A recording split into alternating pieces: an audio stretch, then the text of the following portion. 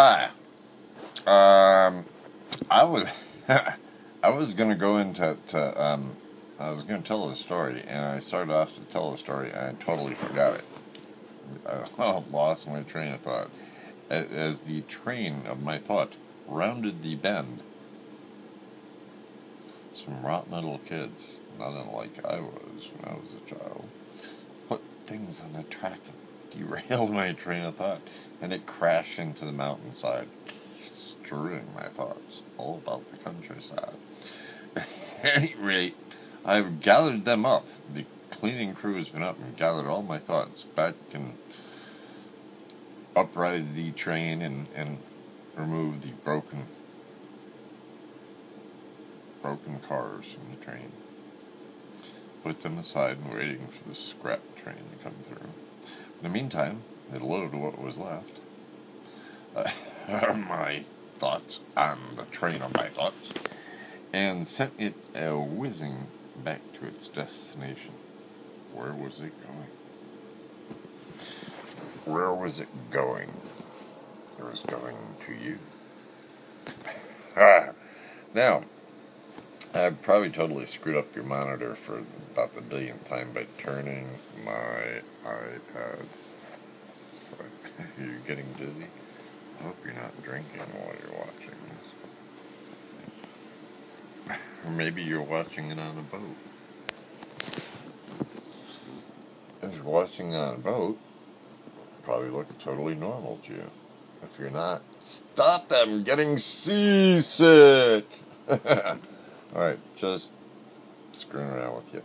But the point I was trying to make, I was going to tell a story. My grandfather, and this is why I say every day is a miracle.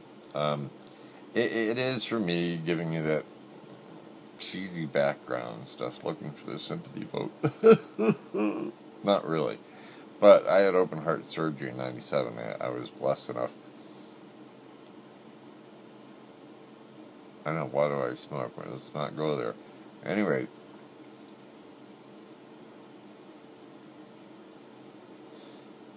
if you don't smoke rolled cigarettes, sometimes they damn near go out and they're just basically just smoldering. So it's hard to actually get a nicotine-filled drag off your cigarette. But anyway, my grandfather, the point I was trying to make, I've been blessed enough where I had an artificial heart valve put in. I'm still alive, and people, sometimes ask me, and they do it. Nobody really cares. And this is a sad thing. They go, "How are you today?" This at the supermarket or whatever, and usually I kind of go, "Well, I feel my wrist and go pulse, and go respiration. Good, thank you. And how are you?" And they look at me and they go, "Okay." Will that be all? Paper or plastic? I don't get any plastic trees. They're made from. We won't go there. Anyway, getting back to the point of this message is, how do you feel? Every morning you wake up, folks, and the mere fact that breathing is automatic, aren't you glad? You don't have to concentrate in that particular bodily function. Or heartbeat, automatic too. God saw to it that you had everything really to keep you going every day, and you wake up every morning, you slept through the night, and I feel sorry for people with sleep apnea, which means basically that you can stop breathing in the middle of the night, stop and die. That sucks. So let's pray for the people with sleep apnea. I knew somebody that had it, by the way. It was very troublesome. They had all kinds of monitors on them to make sure that, they woke up if they fell asleep. Didn't wake up. At any rate, getting to my point, every day is a miracle. My grandfather, who was, I think he was like 86, 92, I don't know, he was pretty old when he died. I believe he was over the age of 90. I believe 93, 92, somewhere in there. Anyway, here's this old man that going, he had an acre of paint straight to the doctors, right? And he was a carpenter his whole life. And I can remember when he was, damn near 80, me and my brothers helping him put shingles on a two-story house that he owned. He owned a duplex house.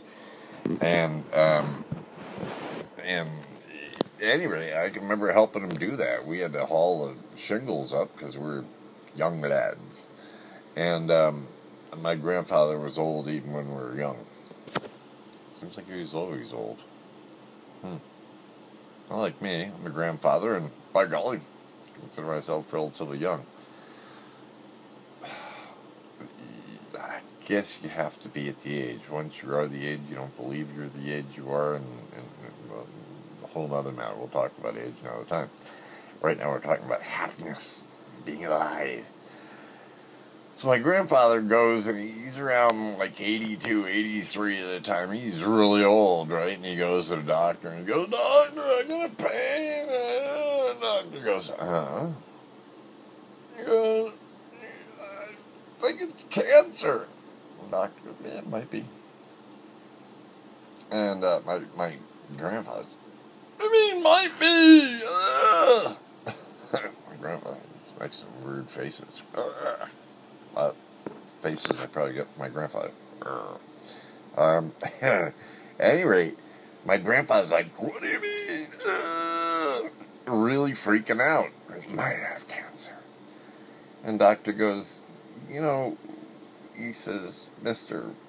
blah blah." You should not know my last name, do you? I'll tell you someday when we're really on a first name basis. A last name basis? You know what I mean. In the meantime, it's John Floyd. He goes, "Well, Mr. John's grandfather," that's not really what he said, but you know what I mean. He says, "Every day you wake up with an acre of pain, you ought to consider it a blessing." My grandfather goes, "What?" Didn't set well with him, that answer. Not at all. Doctor goes, because every day you wake up with an acre of pain there, and when you don't wake up with an acre of pain there, and start looking around, you might see angels and clouds and all that, because you're going to be dead. My grandfather's,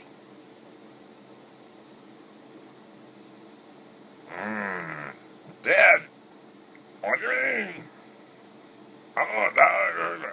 My grandfather, and this is a weird thing, he really, was pretty miserable the last few years. And that was sad, because he wasn't in a great amount of pain. He just, kind of hard to explain.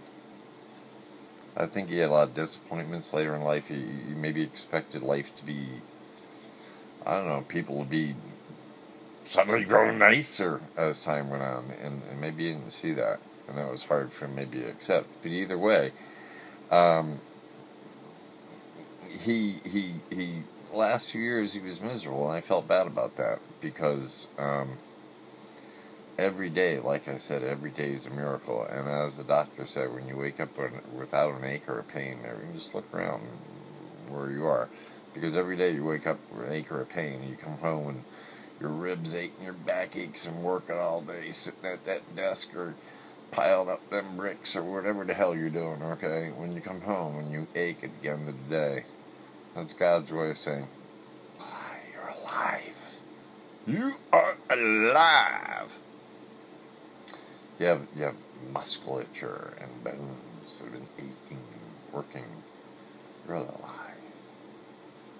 You are my miracle.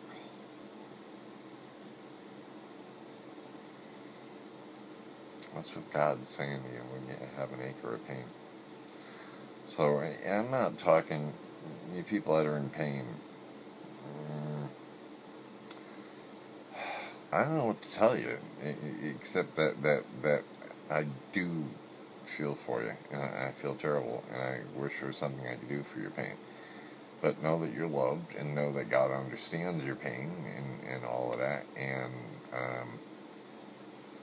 As a wise man once said, and this is very true, undisputable, this too shall pass. Good, bad, or indifferent.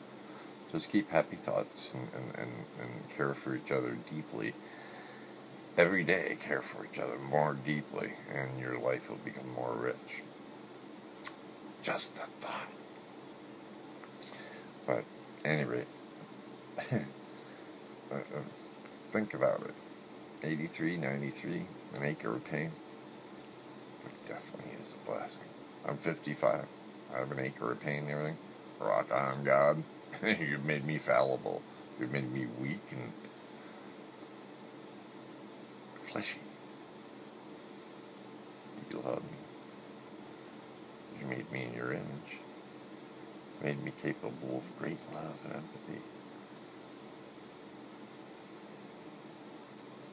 That's what God has for us.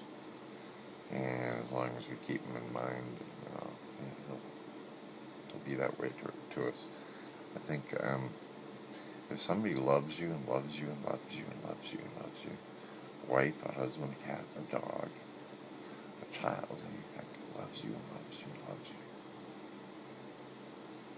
and you don't love them back or even acknowledge them, can you imagine the pain it causes them?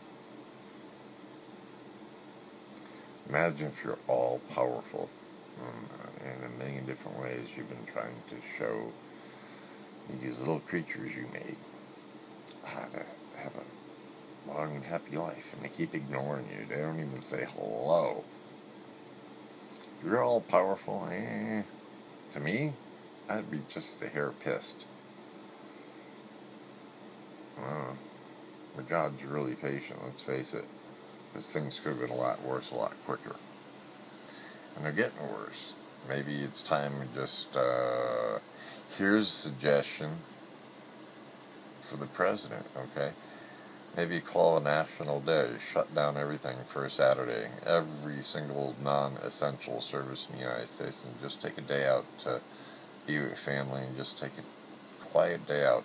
No movies going, nothing going.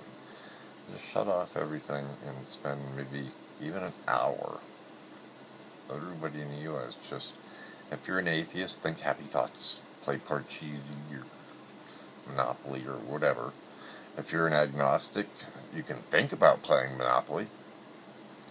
That little joke there. Or you can think about talking to God. Whether there is a God. And for those of you that believe, maybe just take time out to apologize to God for how unkind we are to each other, and for not saying hello to Him more often, and trying to listen and do what He says more often, and just beg for forgiveness, give thanks, and maybe that's what it'll take to put at least this end of the world right. Now, I would go so far as to pray is to ask for a worldwide day of prayer. But they would try that. It's hard to get everybody together. The United States, I think we could do it. We'd probably even drag the Canadians into it because they're a good lot. Freaking A. I'm just kidding you. I'm John. I'm out of here. I love you. I'm in Florida. I'll talk to you soon. See ya.